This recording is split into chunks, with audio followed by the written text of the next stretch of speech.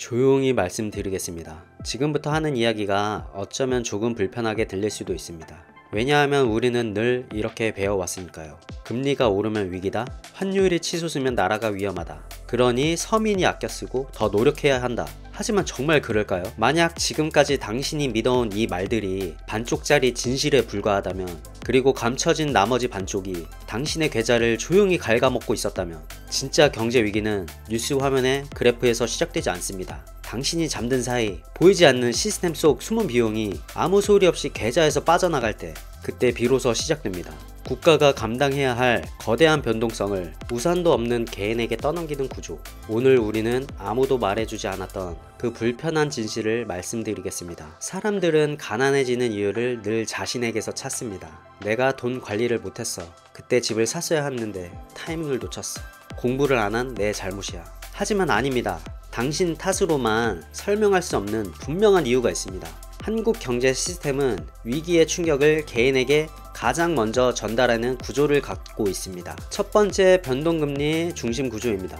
금리가 치솟는 상황을 한번 생각해 보세요. 경제라는 바다에 폭풍우가 몰아치는 순간입니다. 은행은 튼튼한 방공호 속으로 들어갑니다. 기업은 방탄차에 올라탑니다. 하지만 개인은 찢어진 우산 하나 들고 맨몸으로 폭풍 속에 서 있습니다. 가장 먼저 맞는 사람은 바로 개인입니다. 두 번째, 가계부채로 세워진 성장 구조입니다. 국가가 집을 짓고 싶은데 돈이 부족합니다. 그러자 말하죠. 국민 여러분, 여러분 돈으로 먼저 결제 좀 해주세요. 겉으로 보면 국가 부채는 낮아 보입니다. 하지만 실제로는 국민 모두가 얇은 얼음판 위를 걷고 있는 개인 위험국입니다. 여기에 자영업 과잉, 자주 바뀌는 정책들까지. 기업은 전문가에게 대비를 맡길 수 있지만 개인은 그 충격을 월급, 대출, 생활비로 그대로 맞습니다. 그럼 어떤 일이 벌어질까요? 경제 위기는 똑똑하지 않아서 오는 게 아닙니다. 늘 같은 방식으로, 같은 순서로 찾아옵니다.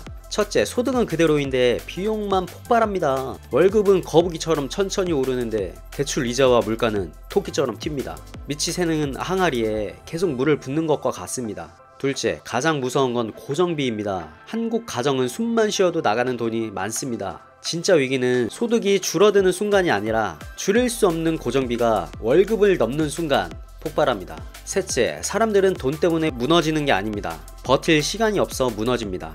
부자는 시간이 깁니다. 평범한 사람은 시간이 짧습니다. 경제 위기는 지능을 시험하지 않습니다. 당신이 버틸 수 있는 시간을 시험합니다. 넷째, 정보 격차가 생존 격차를 만듭니다. 국가와 기업은 시나리오를 만들고 대비합니다. 하지만 개인은 다음 달 카드값, 대출 이자만 보며 하루를 버팁니다. 이 차이가 결국 살아남는 사람과 무너지는 사람을 나눕니다. 그렇다면 우리는 당하고만 있어야 할까요? 아닙니다. 방법이 있습니다. 하지만 어디에 투자해라 같은 조언이 아닙니다.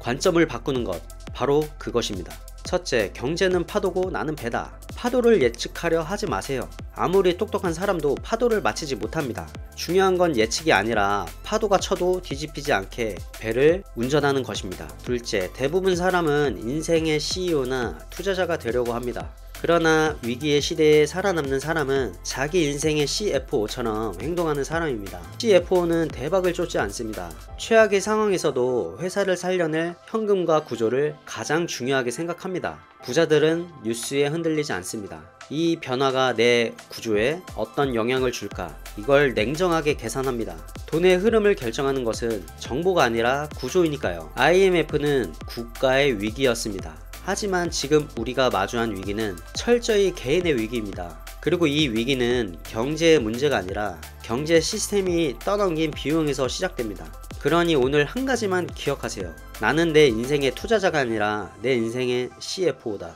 소득이 잠시 줄어들어도 괜찮습니다. 버틸 수 있는 구조를 만들었다면 어떤 폭풍이 와도 무너지지 않습니다. 경제는 흔들릴 수 있습니다. 하지만 당신의 구조는 흔들리지 않을 수 있습니다. 그럴 때 위기는 공포가 아니라 기회가 됩니다.